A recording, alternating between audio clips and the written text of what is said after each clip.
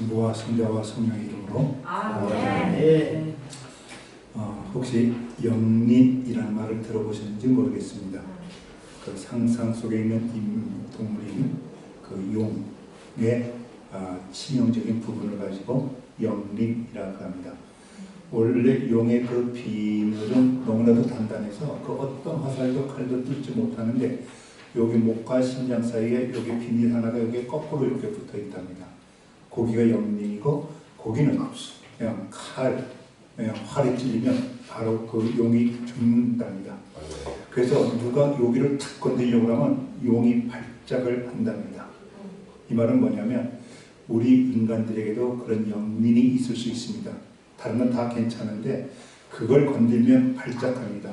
제가 어렸을 때에는 우리 아버님이 참 키가 작았어요. 근데 저를 놀릴 때 저를 놀리는 건 괜찮은데 호박아 그러면 저는 웃었는데 니네 아버지는 왜 난장이 똥자루만 하냐? 그러면 그날은 걔 코에서 코피가 나야 됐습니다.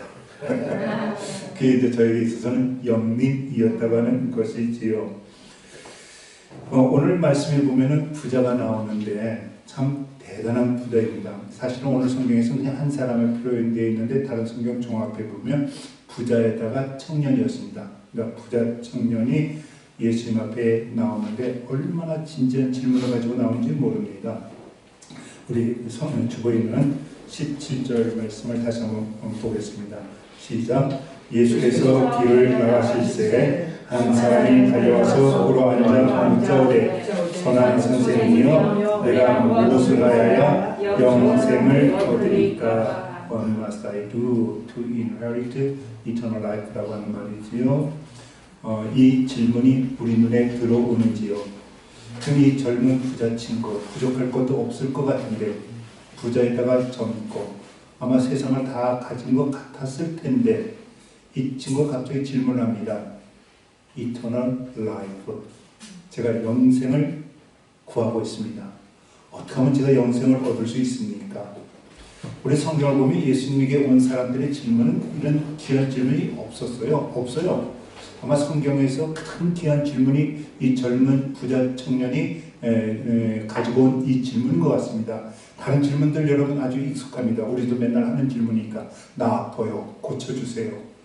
내 딸이 귀신 들렸어요. 귀신 쫓아내주세요. 내가 가난해요. 물질 축복 좀 주세요. 배가 고파요. 먹을 것 주세요. 되게 예수님에게 가져오는 질문이 뭐 이런 질문들인데 되게 땅에 대한 질문인데 이 청년은 놀랍게 갑자기 오더니 하늘에 대한 질문을 합니다. 되게 우리는 일시적인 질문, 요 순간에 가장 필요한 것밖에 안 보이는데 이 청년은 영혼에 대한 질문을 합니다. 그리고 정말 그 대답을 얻고 싶었나 봐요. 그 부자가 여러분들 이거 기억이 되십니까? 혹시 이렇게 말씀드리면 이해가 되나요? 우리 누굽니까? 이재용? 아니 저 삼성 부회장이 누굽니까? 네. 이종이 갑자기 오더니 제 앞에 와서 무릎을 꿇는 거예요. 그러면서 목사님 제가 영생을 얻으려면 어떻게 해야 됩니까? 지금 이 장면이란 말이에요. 그러니까 얼마나 그 대답을 얻고 싶었는지. 그랬더니 이런 질문을 하는 이 젊은이에게 예수님의 대답도 우리 그 눈에 들어오는데 21절 보면 예수님이 어떻게 했다고요? 21절에 보면 예수님께서 그를 보시고 어떻게 했다고? 사랑했다고. 그렇게 진지한 질문을 받고 사니까 예수님께서 그 총각을 사랑했다 합니다.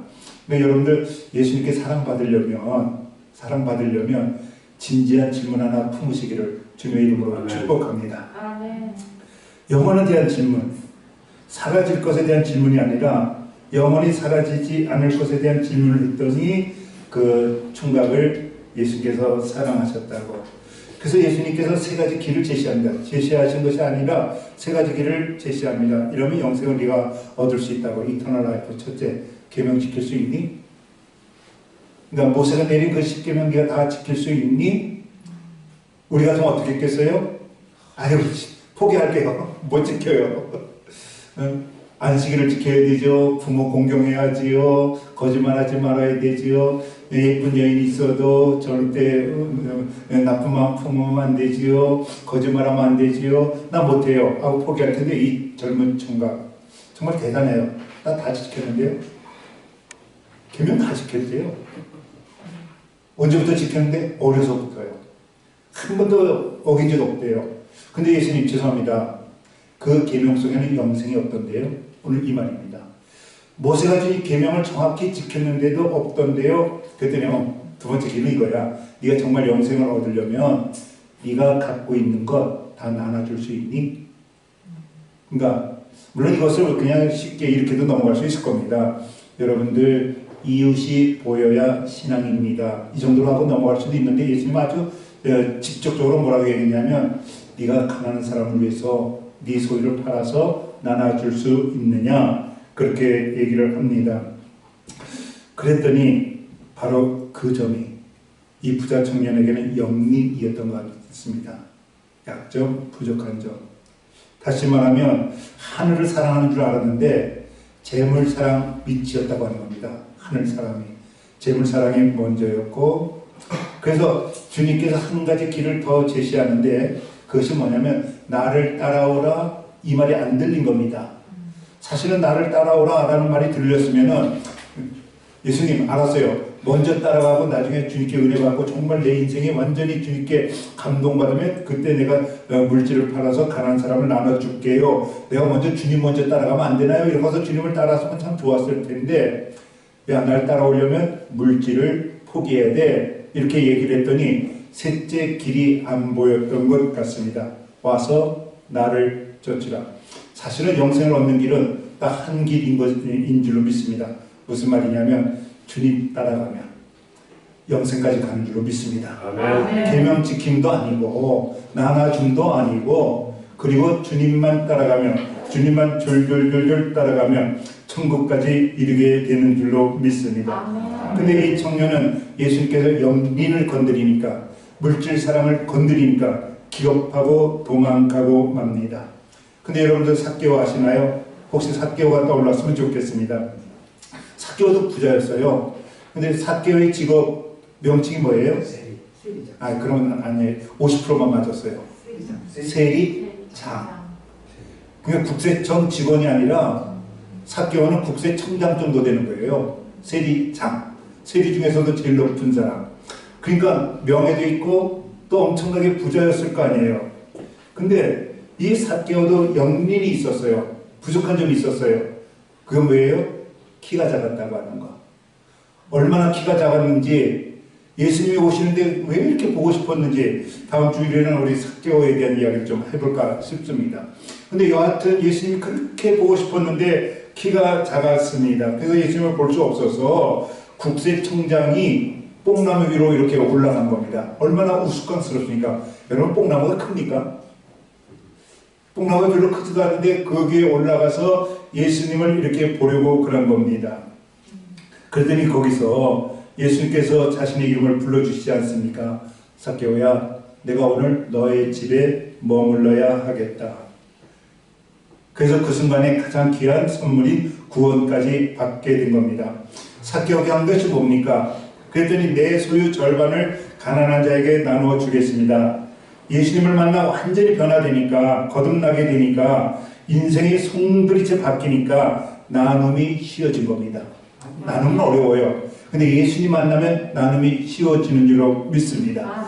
그리고 예수님을 따라가니까 결국 영생까지 얻게 되지 않습니까?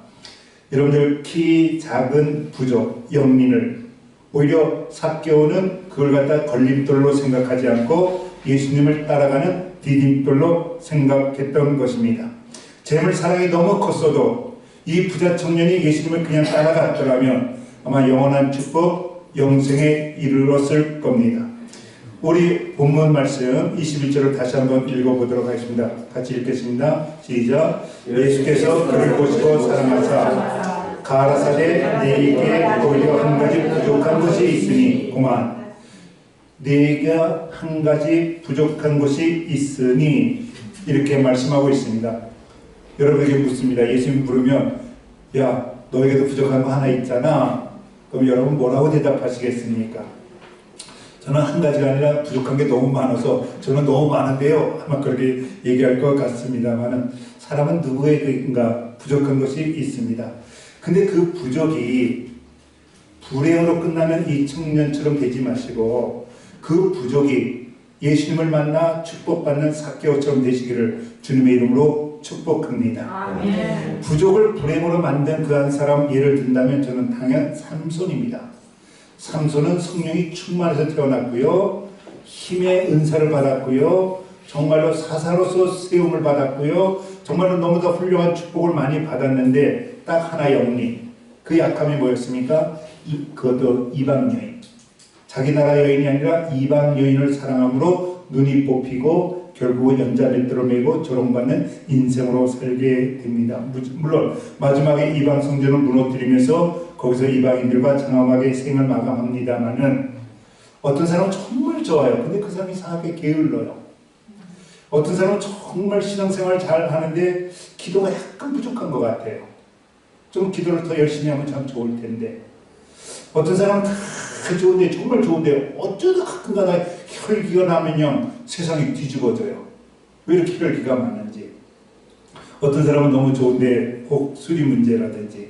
그래요. 사람마다 누구나 영린이 있다. 부족한 것이 있다라고 하는 겁니다. 근데 그 영린 때문에 주님을 등지고 떠나지 아니하시기를 주님의 이름으로 축복합니다. 아멘. 오히려 그 영린을 가지고 부족한 것을 가지고 주님을 따라가면 삭개오처럼 오히려 그 부족이 천국을 얻는 축복이 될 줄로 믿습니다. 아멘. 모세를 보세요. 모세 정말 훌륭한 거 많아요. 궁중에서 40년 동안 훈련을 받았어요. 모든 지식을 섭렵했대요. 근데 그 다음 40년이 문제예요. 광야에서 정말 낮은 생활을 해요. 여러분들 모세가 후반전에 민족 지도자가 됐으니까 40년 동안에 지도자 꿈을 가졌다 그런 거 아니에요. 그냥 40년 광야에서 그래 내 인생 이렇게 마감해도 되지 하고 그렇게 살았는데 갑자기 주님께서 모세를 들어 쓰시는 겁니다. 야 아무래도 내 백성을 애굽에서 네가 인도해 내야겠다. 그랬더니 모세가 한 말이 뭐예요? 하나님 생각 못해요. 왜 못해? 지도자가 되려면 말을 잘해야 되잖아요. 여러분 말 못하는 사람 중에 대통령 된 사람 있습니까? 대통령들 보면 다 말을 잘해요. 잘해요. 그래요. 지도자는 말을 해서 그 민족들을 감동을 줘야 이끌어갈 수 있잖아요. 그래서 하나님께 나 못해요. 입술이 둔해요. 그렇게 주님께 내놨어요. 처음부터 그냥 얘기도 안 하고 돌아선 것이 아니라 나 말 못해서 못해요 하고 주님께 내놨더니 주님께서 해답을 주시잖아요. 그 해답이 뭐예요? 네 형 아론 있잖아. 아론은 달변가잖아. 네가 이렇게만 얘기해달라고 하면 백성을 완전히 감동시킬 텐데 근데 그 아론이 언제 죽는지 아세요? 모세 죽기 6개월 전에 죽어요. 그러니까 그렇게 오랫동안 40년 동안 아론이 모세의 스포크스맨 대변인 역할을 했다라고 하는 거죠. 여러분들 우리의 약점을 부끄러워하지 마시고 하나님께 내놓으면 그 약점이 오히려 축복이 될 줄로 믿습니다. 한나 누구의 엄마예요? 한나. 그러면 여러분 바로 떠올라야 되는 게 왜 운전수 옆에 이렇게 기도하는 모습 이렇게 사진 붙어 있는 게 그게 아마 사무엘일 거예요. 응? 사무엘이 어려서 기도하던 모습. 기도하는 사무엘.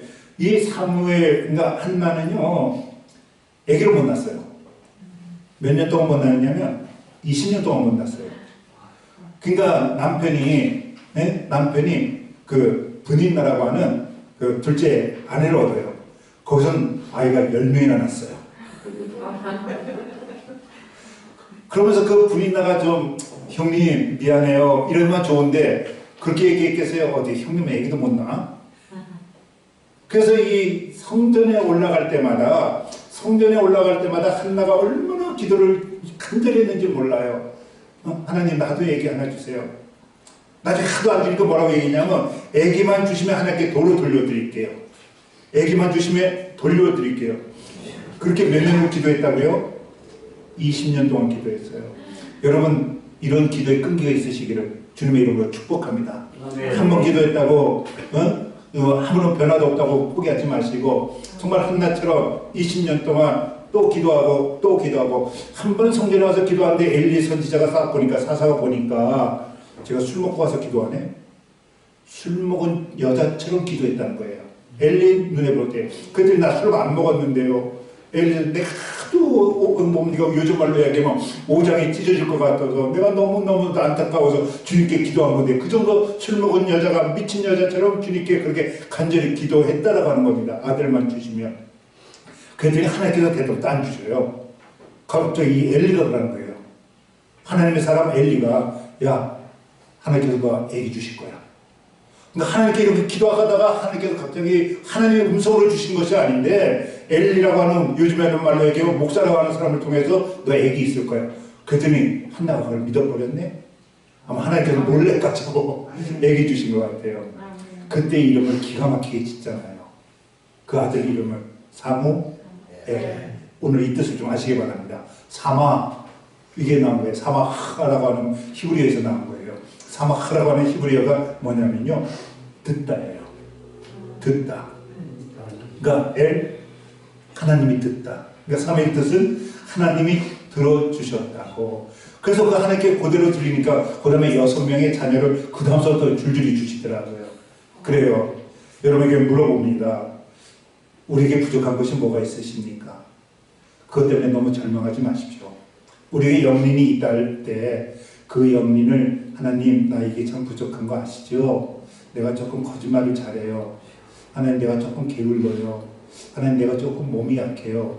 이런 것 때문에 자신을 미워하지 마시고 주님께 맡기면 그 부족함이 하나님께만 맡겨드리면 축복이 되는 줄로 믿습니다. 아멘. 그 부족 때문에 주님을 떠나면 어리석은 자가 되는 거고요. 그 부족 때문에 주님에게 나온다면 그것은 복된 축복이 되는 줄로 믿습니다. 아멘. 이정민 씨라고 하는 분을 좀 소개해 보려고 해요. 그에게 붙여진 별명이 고추왕입니다. 혹시 아시는 분도 있는지 모르겠어요. 충북 음성에 사는데 원래 그 음성이 고추가 잘 되는 동네로 유명하지요. 근데 이 사람에게 영리는 가난이었습니다. 하도 가난한데 부모는 계속해서 학교를 다니래요.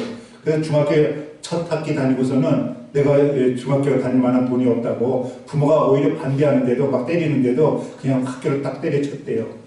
그리고 2가지하고 결혼했대요. 그 사람 표현입니다. 첫째, 하나님하고 결혼하고 할렐루야. 아멘. 중학교 때, 사춘기 때 하나님께 결혼하고 2번째, 고추하고 결혼했대요. 근데 이 고추가 여러분 잘 아시겠습니다만은 이게 홍수, 하여튼 물에는 고추가 아주 그냥 쥐약이잖아요. 좀 오히려 가물면 잘 되는 게 고추인데 이게 물이 너무 많아버리면 그래서 이분이 발견한 것이 비밀 재배법을 한국에서 제일 먼저 발견한 사람이 바로 이 이종민 씨라고 하는 분이 그 비밀 고추 재배법을 제일 먼저 발견을 했답니다. 뭐 긴 얘기 많이 하려고 하지 않아요. 이분은 한국 사람 70%가 매운 고추를 좋아하는 게 아니라 오히려 달달하고 안 매운 고추. 저도 그렇습니다. 매운 고추, 청양고추 저는 이제 못 됩니다. 근데 달달한 고추 있으면 참 맛있어요. 그래서 먹게 되는데 그걸 발견하기 위해서 물은 몇 시에 줘야 되나, 주면 얼마큼 줘야 되나, 뭐 그걸 엄청 연구해가지고 결국은 한국 사람 입에 맞는 달달하고도 안 매운 고추를 이게 발견하게 된답니다. 지금 1년에 뭐 수십억씩 번답니다. 가난을 주님께 드리고, 그리고 오히려 주님께 매달려 기도했더니 주님께서 이런 축복으로 바뀌었다고 하는 겁니다. 되게 크게 된 사람을 보면 문제가 없었던 사람이 아니라 문제를 극복한 사람입니다. 잘된 사람들을 보면 약점이 없었던 사람이 아니라 약점을 이긴 사람입니다. 우뚝 서선 사람들을 보면 실패를 모르는 사람이 아니라 실패하였을 때 다시 일어났던 사람입니다. 남보다 앞서간 사람들을 보면 부족이 없었던 사람이 아니라 부족을 채운 사람입니다. 최근에 어떤 글을 읽다가 좀 재밌게 읽은 글이 하나 있어요. 여러분들 천재하고 1등하고 차이를 아시겠어요? 여러분 1등을 더 좋아하세요? 천재를 더 좋아하세요? 1등은 재밌게 해석했더라고요. 그 사회에 잘 적응하면 1등이다. 그렇잖아요. 선생님이 시험 내준 거 그거 잘 공부하면 1등이 되는 거예요. 그렇죠? 그래서 물어본 대답에 잘 대답하면 1등이에요. 근데 천재는 따라하십시오. 천재는 어떻게 정의하냐면 사회를 바꾸는 사람이 천재이다. 천재를 바꿔나간다는 거예요. 전기가 없는 곳에서 전기를 만들어낸 천재, 증기의 힘을 발견한 천재, 이런 천재들은 사회를 바꿔나간다는 거예요. 여러분들 축복합니다. 우리 작은 예수들은 다 천재 되시기를 주님의 이름으로 축복합니다. 사회를 바꿔나가고 교회를 바꿔나가고. 마지막은 루돌프 사슴코 이야기로 설교를 마치려고 합니다. 뭐 잘 아시잖아요. 매우 반짝이는 꽃. 그 로버트 메이라고 하는 사람이 이 이야기를 썼대요. 그 루돌프 이야기를. 왜 썼느냐 하면은 자기 아내가 약하더니 병들어서 죽게 되었답니다. 침대에 누워 있는데, 근데 이 자기 아내가 이 빨간 쿨을 가져가지고, 그래가지고 평소에 보면은 이 빨간 쿨을 어떻게 하면 감출까? 뭐 마스크도 쓰고, 뭐 모자도 눌러 쓰고, 그게 그렇게 감추고 싶었던 것 같아요. 열등감. 다 예쁜데 이 코가 너무 빨개가지고, 근데 또 이제 병들어서 이렇게 침대에 누워 있으니까 안쓰러워가지고, 우리 아내를 어떻게 하면 위로할까 해서 쓴 글이 루돌프 사슴코. 코가 너무 반짝거려가지고 오히려 사슴들에게 놀림이 되었는데 산타 할아버지가 오히려 네 코 때문에 아무래도 내 썰매를 끌어줘야 되겠다 해서 오히려 다른 사슴들의 자랑이 되었다라고 하는 걸 써가지고 여보 내가 동화 하나 써봤는데 한번 들어봐 줄래? 그때 삼류 작가였는데요. 그래 알았어 한번 읽어봐. 그랬더니 다 읽더니 아내가 그러는 거예요. 여보 재밌네? 정말 위로가 되네? 그거 뭐 신문에 나보지? 기고해 보지? 잡지사에 내보지? 그 잡지사에 냈더니 이렇게 선풍적인 인기가 돼가지고 오히려 인류 작가가 되었다고 하는 이야기입니다. 그래요. 우리의 약점 있어요. 근데 그 약점 때문에 열등감 갖지 마시고 그 약점을 하나님께 드리면서 기도하면서 자신있게 살아가시는 여러분 되시기를 주님의 이름으로 축복합니다. 오늘 성경에 나온 부자 청년은 물질 사랑이 약점이었는데 그것 때문에 왜 예수님 따라가는 걸 포기하노? 그냥 예수님을 따라왔더라면 그 사람도 아마 12제자 중에 한 사람으로 이름을 올리게 되었을지 어찌 알았겠습니까? 성도 여러분 축복합니다. 우리의 약점이 부끄러움이 아닙니다. 우리의 약함을 주님께 드려 오히려 복받는 여러분과 저가 되셔서 이 땅에서는 땅의 복을 주님을 따라가면서 하늘의 복도 받는 여러분과 저가 되시기를 주님의 이름으로 축복합니다. 아멘.